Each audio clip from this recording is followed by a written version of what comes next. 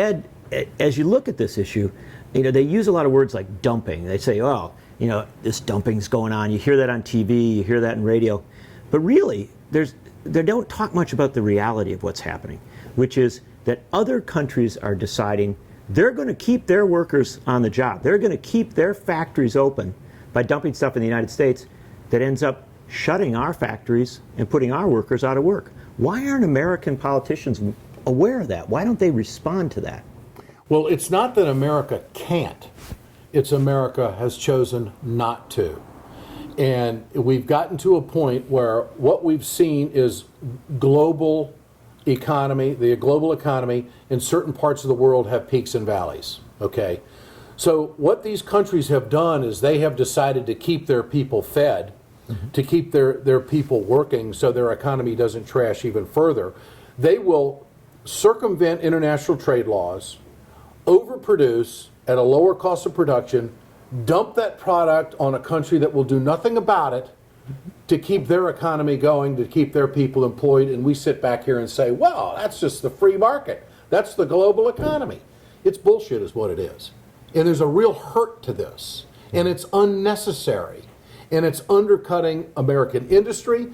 You have got steel companies here in Lorain, Ohio, that made a $300 million investment for the future of tubular goods because of all of the oil and gas exploration that's taking place and the energy independence. On one hand, we have people screaming about energy independence for America. On the other hand, we don't do anything to protect the jobs that are going to be, given birth out of that industry. So we talk out of both sides of our mouth when it comes to what we want to do for America, what we want to do for the middle class. And so you have state-sponsored industries from other countries that are making up the loss, okay? Washington doesn't subsidize the steel industry. Washington doesn't subsidize, any industries that are going. We may give a tax incentive here and there, but for instance, U.S. Steel invested $300 million, and now they have to idle the plant because of the dumping. And so this isn't about workers and industry at each other's throats. This is about a lousy trade deal and circumventing international law, getting in between these two sides that are now in a dilemma on, okay, now what do we do? Do we turn to Washington? Well, they don't want to do anything. And this is the undercurrent that we are feeling across the country right now, that people have gotten it. And I think Bernie Sanders has his finger on it, and I also think in a different way Trump has got an understanding of what is happening here. And the mainstream Democrats, the mainstream Republicans, the establishment seems to be ignoring this. And that's where this level of frustration, I think, sets in. Ed, we have these presidential debates, and they go on for hours, and yet in the Republican debate so far, they don't even touch on these issues. They don't even get near them. And I fear that the Democratic debates are going to be the same way. This is a real problem, isn't it? This is a real crisis, because if our presidential candidates say they want to protect the middle class, but never discuss the real issues, how are we going to get there? How are we going to get this beyond just talking points to some real action? In the last Republican debate, there was an opening. Yeah. And I thought, oh, this is going to be interesting. Maybe somebody will jump on this. When Carly Fiorina and Donald Trump were going back and forth about their resumes and their accomplishments, their professional accomplishments. And then Governor Christie from New Jersey jumped in and said the country doesn't want to hear what you two people are talking about. What about that 55-year-old worker out there? And I thought to myself, okay, what has Chris Christie done for that 55-year-old worker? What have any of them up there done for those latter career folks who are very talented that want to keep the American dream alive? Nothing. They're all free traders.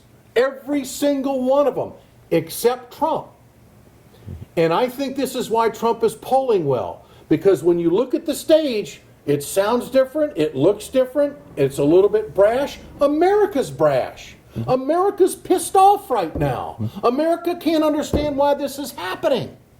So I make no bones about it. I'm a Bernie Sanders supporter because he's unspoiled.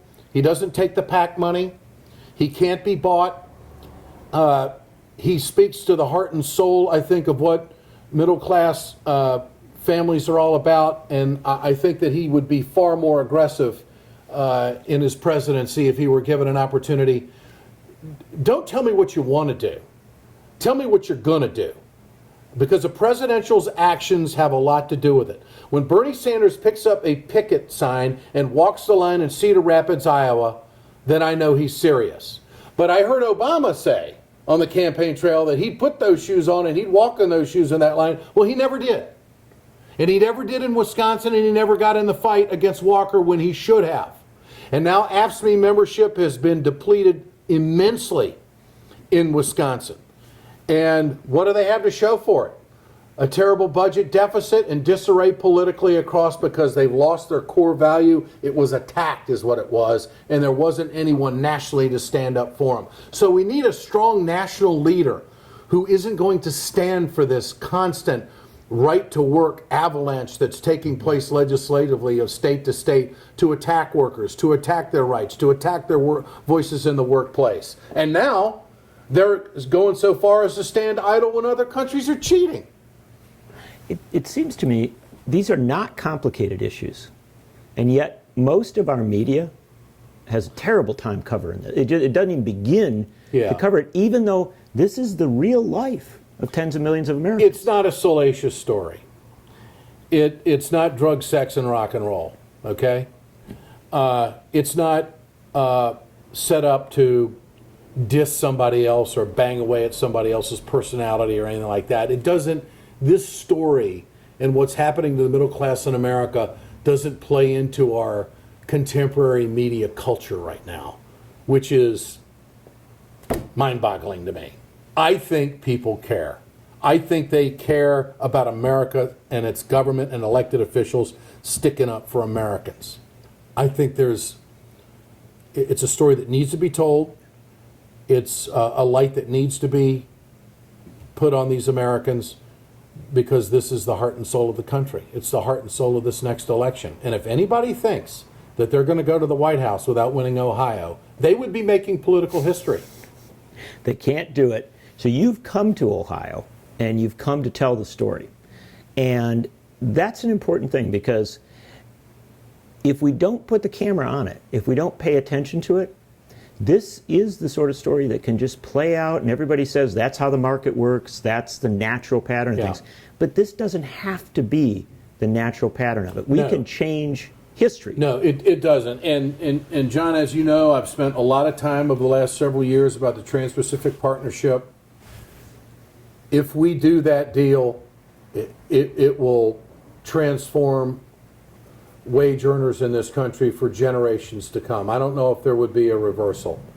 This, quote, pivot to Asia is nothing but a Republican talking point and a Wall Street effort to find a cheaper worker and a better profit for those at the top. Mm-hmm. And it will gut us even further economically. And I'm opposed to it. And I think it's a yes or no answer.